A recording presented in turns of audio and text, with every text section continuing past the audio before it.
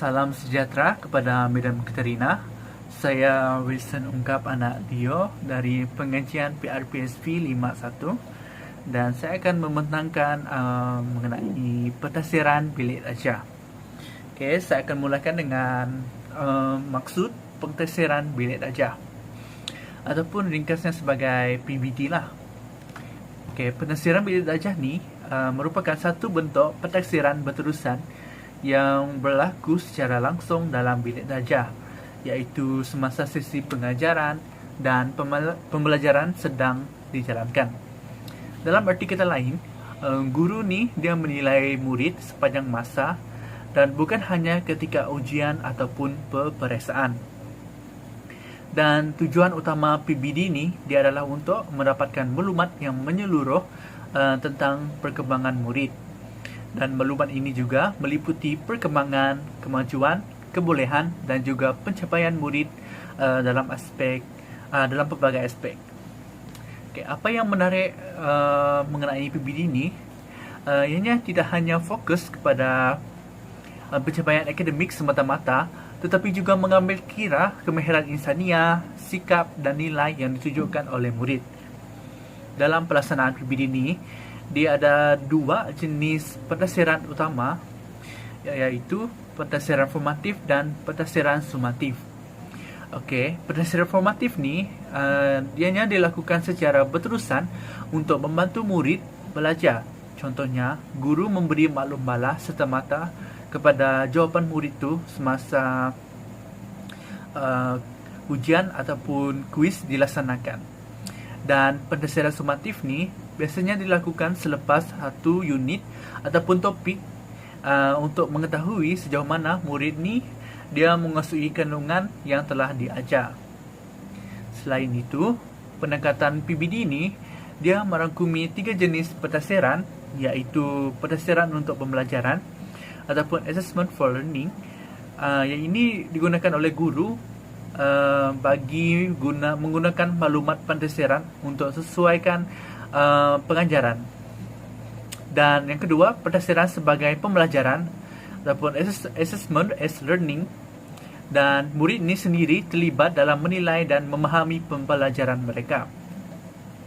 Dan seterusnya, yang terakhir adalah pentafsiran tentang pembelajaran, assessment of learning, dan guru menilai hasil akhir pembelajaran, contohnya untuk pelaporan ataupun dokumentasi. Dan dari segi kaedah pula, PBD ini dia boleh dilaksanakan melalui pelbagai cara, antaranya lisan. Lisan ni seperti soal jawab, perbincangan dalam kelas ataupun pembentangan murid.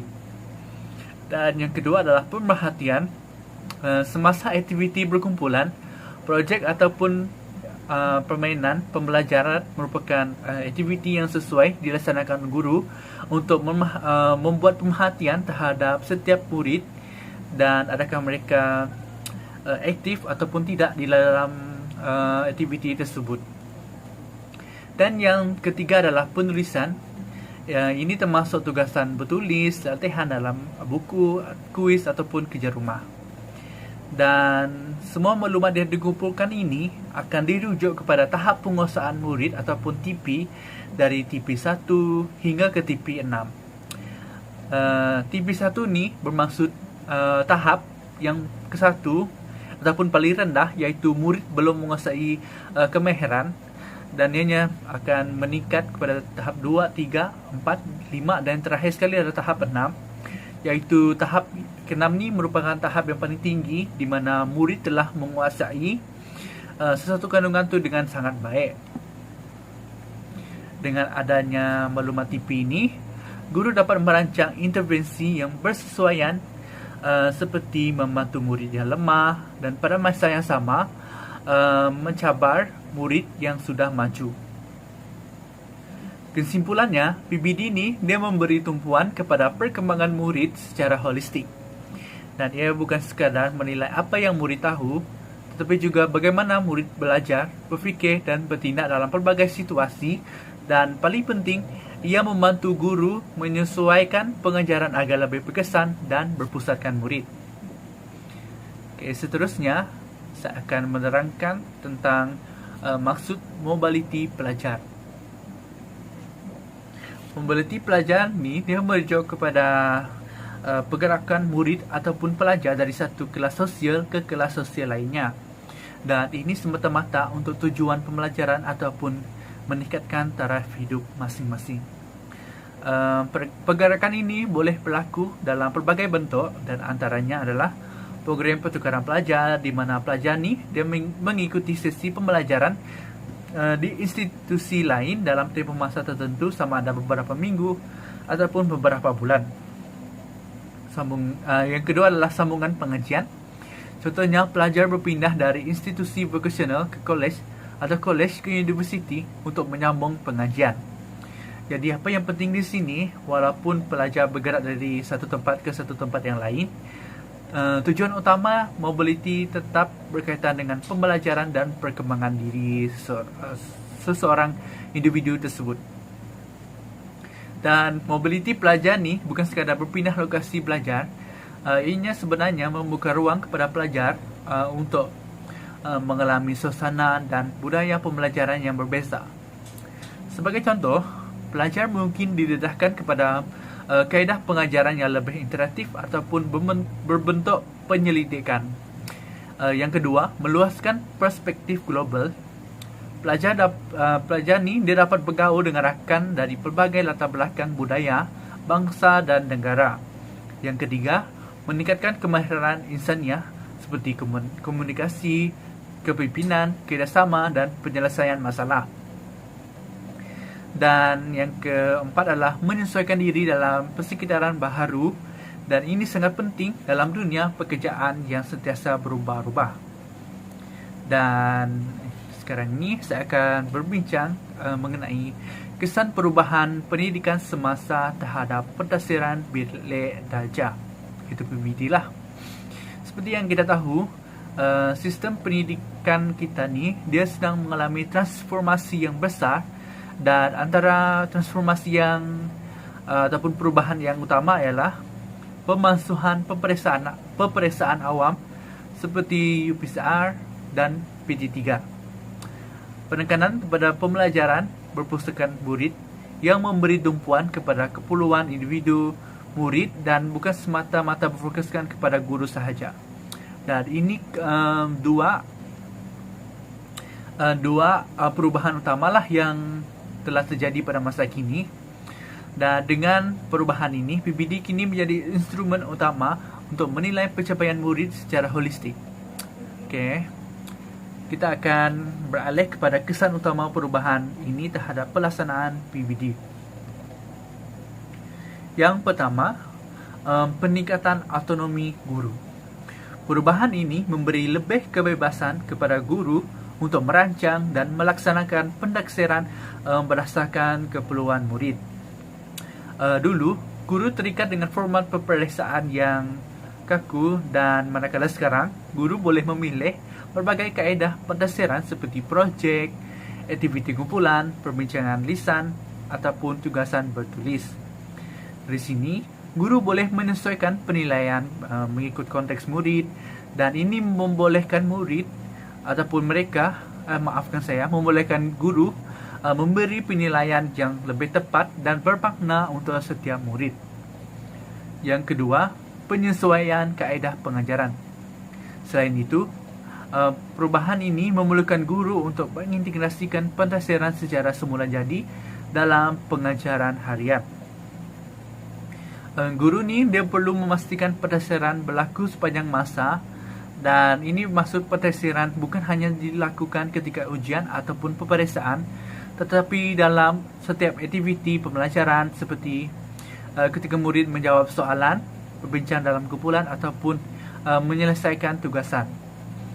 Oleh itu, guru perlu lebih kreatif dan fleksibel dalam merancang pengajaran dan aktiviti yang menggalakkan proses pentadsiran yang tidak formal tetapi tetap berkesan.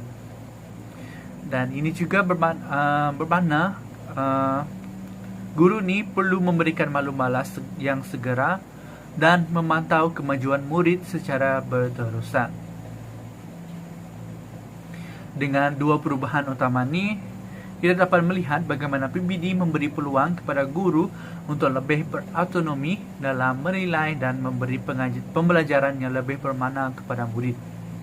Dan sekarang kita akan membincangkan tentang kesan positif dan negatif mobiliti sosial ni terhadap pendidikan.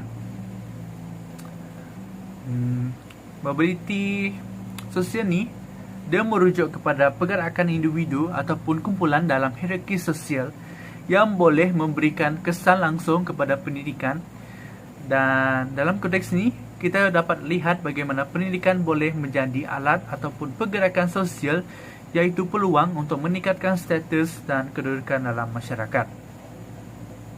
Okay, terlebih dahulu, kita akan lihat kesan positif mobiliti sosial ni terhadap pendidikan. Kesan yang pertama adalah meningkatkan aspirasi pendidikan. Salah satu kesan positif pertama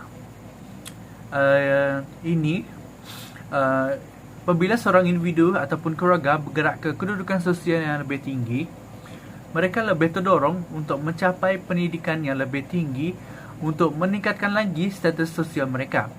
Sebagai contoh, ibu bapa yang berjaya dalam pendidikan mungkin lebih mendorong anak mereka untuk mengejar pendidikan yang tinggi sebagai jalan untuk memperbaiki keadaan hidup dan sosial mereka. Ini juga menjadikan pendidikan sebagai alat utama untuk mencapai kemajuan sosial. Dan yang kedua adalah pembangunan modal insan. Mobiliti sosial yang tinggi juga membawa kepada pembangunan modal insan dalam masyarakat yang memberikan penekanan kepada pendidikan, tenaga kerja yang berpendidikan dan berkemahiran dapat membangunkan ekonomi negara ini. Pendidikan menjadi pemangkin kepada pembangunan masyarakat kerana lebih ramai individu berpendidikan akan membawa kepada peningkatan kemahiran, kreativiti dan produktif. Dan kesan positif yang ketiga, iaitu terakhir, adalah pengurangan jurang sosial. Satu lagi kesan positif mobiliti sosial ni, dia apabila pendidikan ni dia menjadi lebih mudah diakses dan lebih ramai individu dari latar belakang yang kurang berkemampuan boleh bergerak ke kedudukan sosial yang lebih tinggi. Pendidikan ni membantu mengurangkan ketidaksamaan dalam masyarakat kerana ia memberi peluang kepada semua orang untuk berjaya tanpa mengira latar belakang keluarga.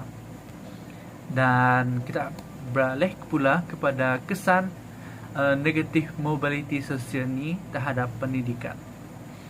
Salah satu kesan negatif mobiliti sosial adalah tekanan sosial psikologi yang dialami oleh individu. Ini seperti individu ni dia berusaha untuk meningkatkan status sosial mereka melalui pendidikan. Persaingan untuk berjaya dalam pendidikan boleh menyebabkan tekanan mental dan kebimbangan kerana individu tu dia merasakan perlu untuk mencapai standard tertentu agar mereka dapat memperbaiki kedudukan mereka dalam masyarakat. Hal ini lebih ketara apabila seseorang individu ni dia berada dalam persekitaran yang sangat kompetitif ataupun apabila terdapat harapan yang tinggi daripada keluarga dan masyarakat. Yang kedua, ketidakseimbangan sumber. Seperti yang kita tahu, tidak semua individu ni dia mempunyai akses yang sama kepada peluang pendidikan.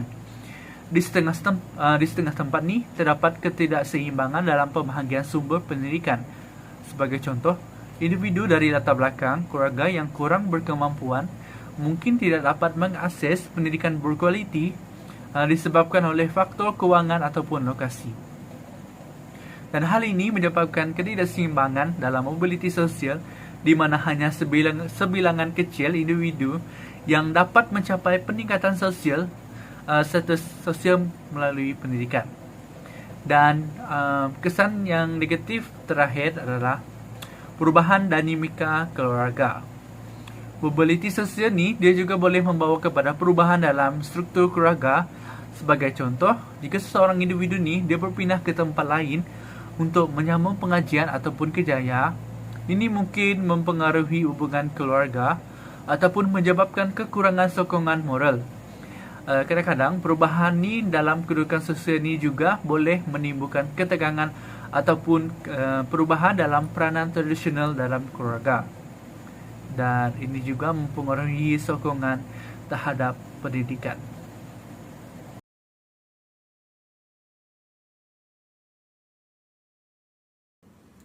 Seterusnya, kita akan beralih kepada kesan-kesan sertifikasi sosial ni. Dan kesan-kesan ini terbahagi kepada 4, iaitu institusi sosial, sekolah, keluarga dan masyarakat. Kita akan membahas terlebih dahulu mengenai institusi sosial ni. Okay. Sertifikasi sosial dia mempunyai impak yang signifikan terhadap institusi sosial. Dan ini termasuk pendidikan, politik, ekonomi dan status sosial. Dalam konteks pendidikan, sertifikasi sosial mempengaruhi akses dan kualiti pendidikan, dan di mana golongan yang lebih berada cenderung menghantar anak-anak mereka ke sekolah-sekolah yang elit yang menawarkan pendidikan berkualiti tinggi, sementara golongan yang kurang berada pula mereka ni terhad kepada sekolah-sekolah yang kurang sumber dan kemudahan. Dalam bidang politik pula, golongan yang lebih kaya dan berkuasa sering memiliki pengaruh yang lebih besar, manakala golongan yang kurang berada pula mereka kurang berkuasa dan kurang diwakili dalam proses politik.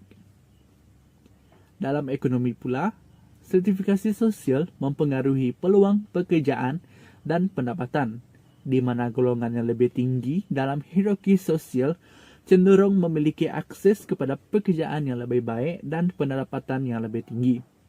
Akhirnya, dalam konteks status sosial, sertifikasi menentukan prestij dan penghormatan sosial, di mana golongan yang lebih tinggi diberi lebih banyak penghormatan dan dianggap lebih berprestij dalam masyarakat. Seterusnya, bagi sekolah pula, seperti yang dinyatakan dalam falsafah pendidikan kebangsaan, sekolah bertanggungjawab untuk menjadi sebuah institusi yang memberi peluang kepada setiap individu untuk berkembang dari segi jasmani, emosi, rohani, intelek dan sosial, iaitu JERIS lah. Dan sertifikasi sosial ni, dia mempunyai impak yang signifikan terhadap sekolah, terutamanya dalam aspek akses dan kualiti pendidikan. Golongan yang lebih berada cenderung memiliki lebih banyak sumber lah untuk mengakses pendidikan berkualiti di sekolah-sekolah elit. Sementara itu, golongan yang kurang berada terhad kepada sekolah-sekolah yang kurang sumber dan kemudahan. Perbezaan ini juga mempengaruhi kualiti pendidikan, di mana sekolah elit biasanya memiliki sumber yang lebih baik dan guru yang lebih berkualiti. Selain itu, sekolah elit ni dia sering menjadi tempat di mana pelajar dari lapisan sosioekonomi yang lebih tinggi berkumpul menyebabkan pengasingan sosial dan budaya. Sebagai contoh, kanak-kanak dari keluarga yang miskin di kawasan luar bandar sering menghadapi kekurangan sumber dan kemudahan pendidikan yang mencukupi. Dan ini juga menyebabkan mereka ketinggalan dalam pencapaian akademik berbanding dengan kanak-kanak dari bandar. Dan akibatnya, pelajar dari latar belakang yang lebih baik cenderung mencapai prestasi akademik yang lebih tinggi, manakala pelajar dari latar belakang yang kurang berada menghadapi halangan dalam akses ke kualiti pendidikan yang berkualiti. Dan seterusnya, kita akan beralih kepada keluarga.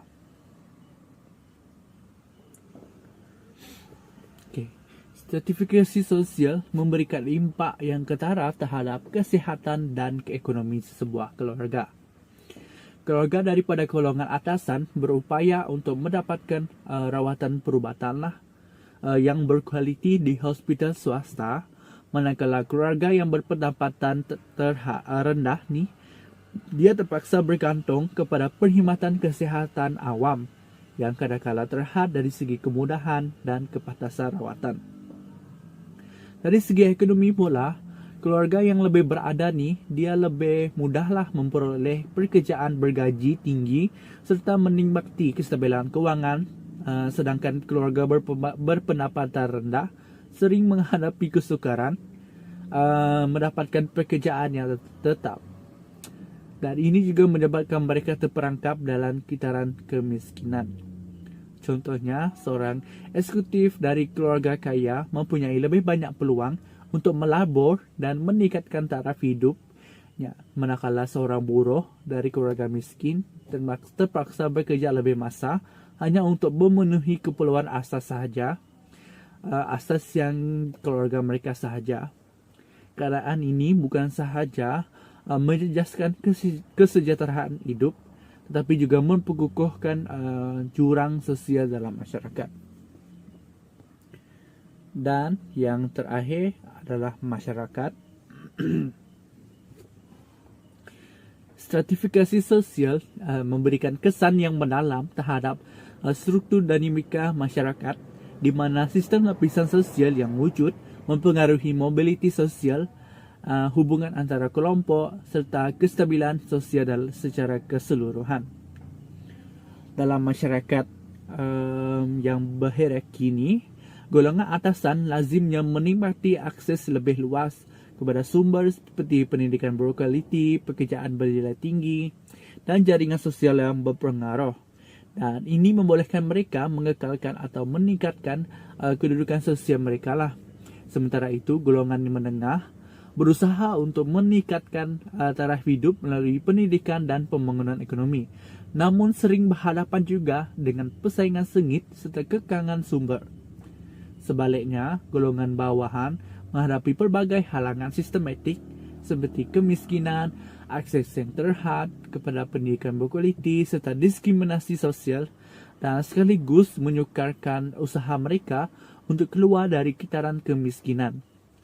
Ketidakseimbangan ini juga boleh mencetuskan ketegangan sosial, terutamanya apabila jurang antara kaya dan miskin menjadi terlalu ketara yang berpotensi menimbulkan konflik ataupun proses dalam kalangan golongan terpinggir.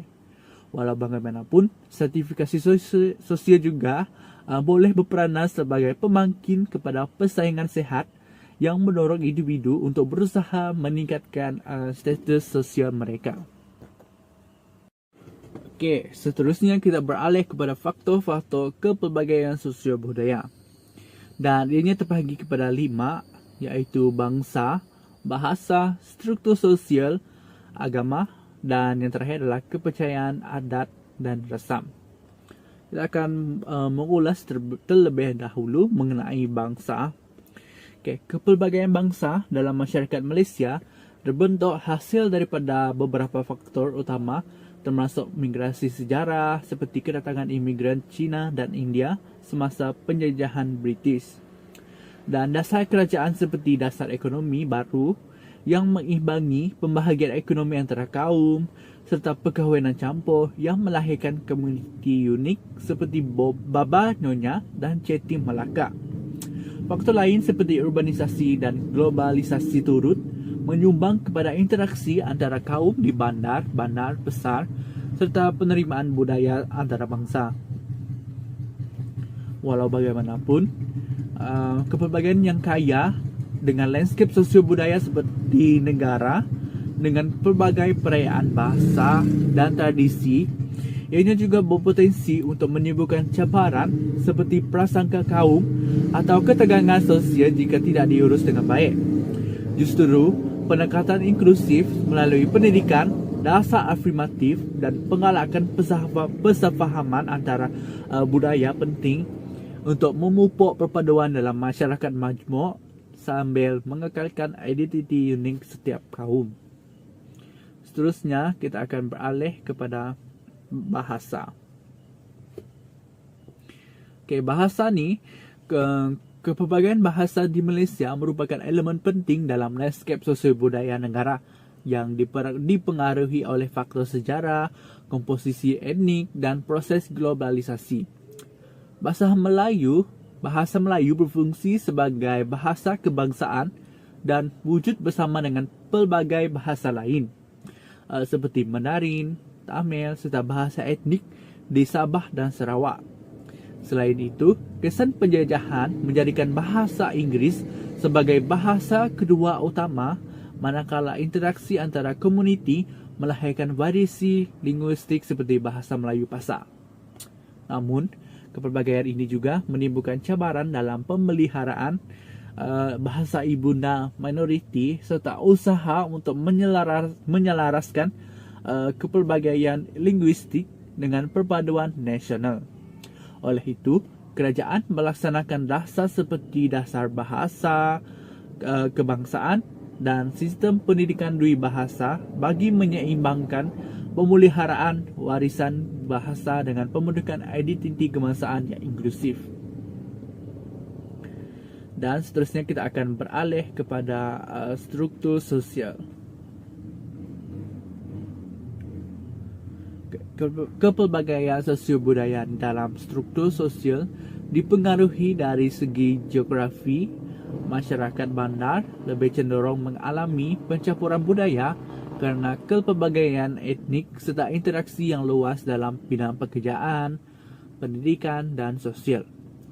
Mereka lebih terdedah kepada pengaruh luar seperti bahasa, pemakaian makanan dan hiburan moden.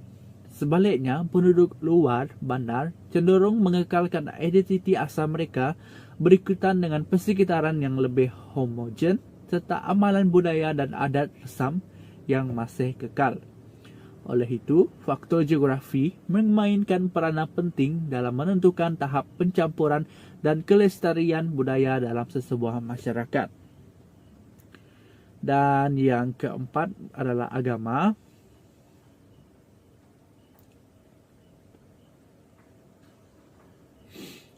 Dan kepelbagaian sosiobudayaan bagi agama dipengaruhi oleh pelbagai faktor yang membentuk perbezaan dalam amalan, kepercayaan dan hubungan sosial dalam masyarakat.